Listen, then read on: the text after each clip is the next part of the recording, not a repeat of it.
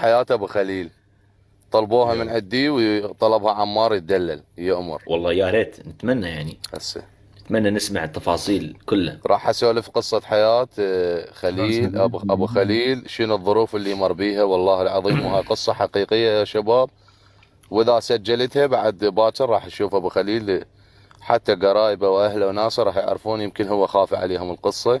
يعني انا استأذنت منه وراح اسولف قصة حياة خذ راحتك، خذ راحتك. المشهور بالبوبتشي والفيسبوك والتيك توك وكل البرامج، ابو خليل العراقي. ابو خليل بعدك تلعب بوبجي؟ يس احلى شيء والله. حبيبي، فت يوم ادخل وياك ان شاء الله. والله بس تنور شلون يعني، شلون هاي نفس القديم بقى ولا خلص لا نفسها ما تغيرت، ما تغير؟ في شويه مودز هيك تعديلات. الشباب اللي يريد يسمع قصة حياة ابو خليل يدوس رقم 1، نسوي تصويت. زين- خل انا زين أبو لازم خليل. اسال الجمهور هم بعد اخوك تقدر- نازل. تقدر طيب. تبث البلاي ستيشن على بث تصويت سريع. والله. الشباب بس تيك توك اللي, يعني. اللي يضحك، أي اللي تقدر. يضحك يريد يسمع قصة حياة زين تعلمني ابو شلون. خليل، واللي يبكي ما يريد يسمعها تلعب بلاي ستيشن انت لأن قصة عمار؟ حزينة. يعني فيفا مرات هيك شيء. ويلي اي والله. هاي اكو مود البرو كلاب تعرفه؟ ابو خليل لا التصويت، والله. ابو خليل التصويت، العفو عن المقاطعة عمار، تصويت انا حبيبي. فاتح تصويت سريع. 3000 شخص يريد يسمع قصة حياة ابو خليل وشلون نجح ابو خليل.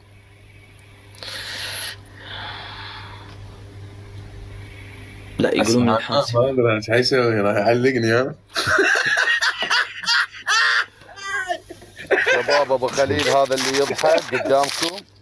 اي راح ابو فتيان تسمع اي يا حب. القصة، راح اختصرها ب5 دقائق. زين. يا الله نبلش.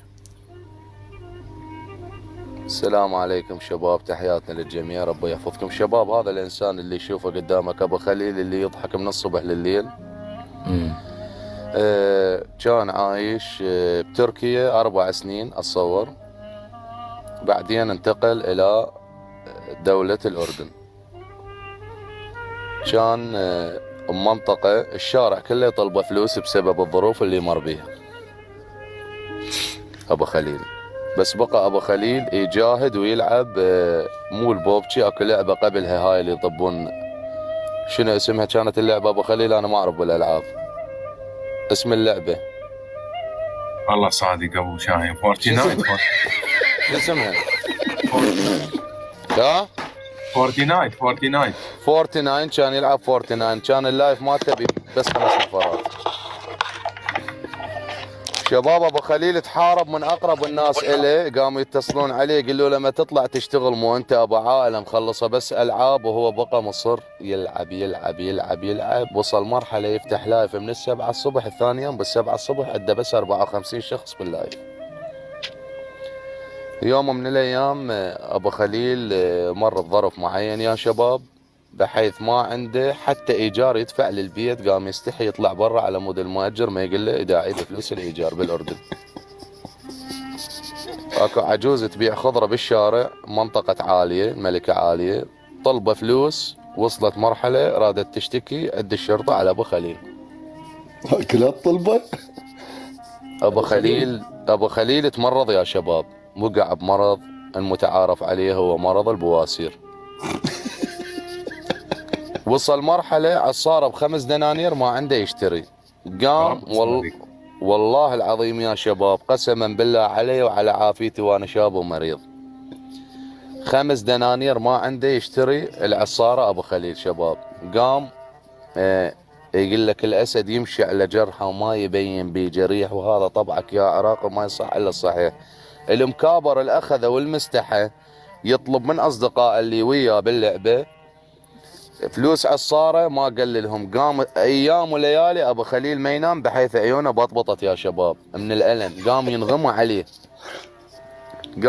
عليه وما عنده فلوس يروح للحلاق، شعره وصل لهنا والله العظيم يا شباب. ابو خليل كان هو مدبر فلوس عيشته العلاقه والعصارة. وام خليل صبرت وياه الله يحفظها، وهو بقى يجاهد باللعبه يريد يوصل للهدف معين. وصل يوم من الايام اتصل عليه شخص فقدمنا هالساعه مره، صح. اتصل عليه قال له وينك شو ماكو؟ انا جايك. فهو اكراما للضيف ما قدر يقول له انا مريض وما اقدر اطلع لك، طلع له يزحف من البنايه من الطابق الثالث، كان ساكن طابق ثالث بنايه 14 الشقه رقم 7. نزل ابو خليل من الطابق الثالث يتكى على الدرج لحد ما وصل يم هذا الشخص السامرائي. الشخص السامراء اخترع، قال له هاي صاير بيك؟ قال له كل شيء ما بيه. قال له ايش بيك؟ قال له ما اتحرك منه، وتحياتنا لاهل سامره الطيبين طبعا. قال له ما اتحرك الا تقول ايش بيك، امشي اخذك للطبيب. لان ما كان عنده فلوس عصاره، عنده فلوس يروح للطبيب، واحنا كلنا نعرف الدول العربيه من تروح المستشفى تدفع فلوس. قام السامرائي شال لابو خليل 50 دينار. تعرف شنو 50 دينار بيوم الانسان اللي ما عنده لقمه بالبيت؟ ومو عيب هذا الشيء، كل انسان يمر بظروف. الحاصل ابو خليل دخل على لعبه، اشترى العصاره تقريبا وتعالج، صار عنده فد يعني باور طاقه، نام مرتاح. اشترى اجهزه اللي تقوي اللعبه مالته. بيمن اشترى ابو خليل كمبيوتر وكارت ريدر وكل اللي اشتراه بس بفلوس الدعم، بحيث لقمه ما بقت عنده بالبيت، بس على مود يلعب ويطلع من اللايف يعوض اللي راحن. دز غراض، جت الغراض من الصين عن طريق احد الدول. وقف لي بس، وقف لي وقف لي خله اكمل بس، وقف لي حتى انت بشهاده. اي هذا الرجال اللي راح اذكرهم، راح اذكرهم. حياته اي تحياتي. على راسي. يعني هاي صدق والله. اي هذا اللي علمني. والله انه صادق. سلام. الله يا يحفظك. عمري اي بدوي انا القلب. جابوا لي الاكتا مال ابو خليل، قال لازم لا تجي لا اليوم إلا الله. بوجوده. اسف والله ابو خليل. شباب انا والله اعتذر والله العظيم، عبالي دي الشاطر. السامراء شال لابو خليل 50 دينار. ابو خليل اشترى عصاره وتعالج وتسوق للبيت، فتح اللعبه، حصل من عندها 700 يورو من الشخص اللي مقابله دلاب اللعبه. اي هذا الرجال اللي راح اذكرهم، راح اذكرهم. حياته. اي تحياتي. على راسي. يعني هاي صدق والله. اي هذا اللي علمني. والله انه صادق. سلام. الله يا يحفظك. عمري اي بدوي انا القلب. جابوا لي الاكتا مال ابو خليل، قال لازم لا تجي لا اليوم إلا الله. بوجوده. اسف والله ابو خليل.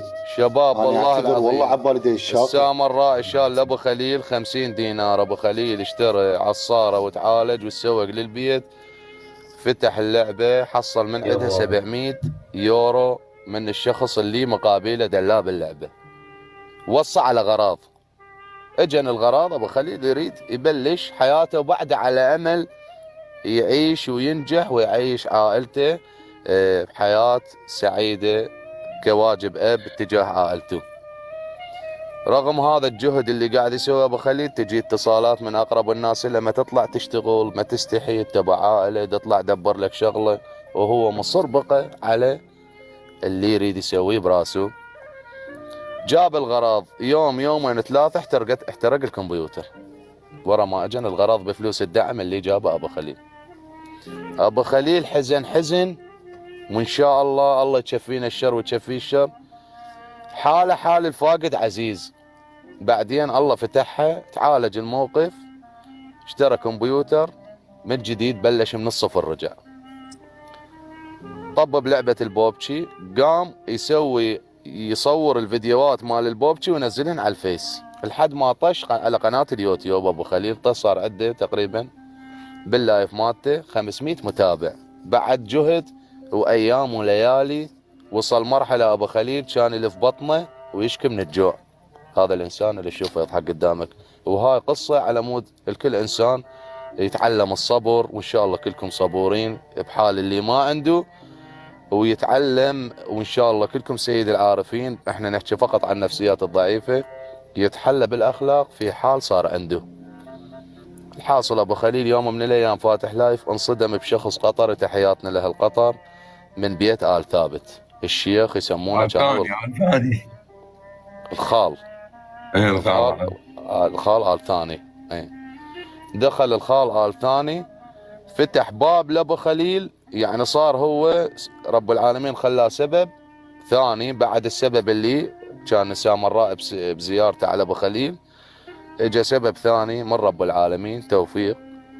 هذا الشخص اللي غير حياته لابو خليل مو بالفلوس، وانما فتح طريق للدعم يوصل لهذا الشخص، وابو خليل تحارب من كل اليوتيوبرية انذاك، كانوا يسوون عليه جروبات يردون يحضرون لايفو.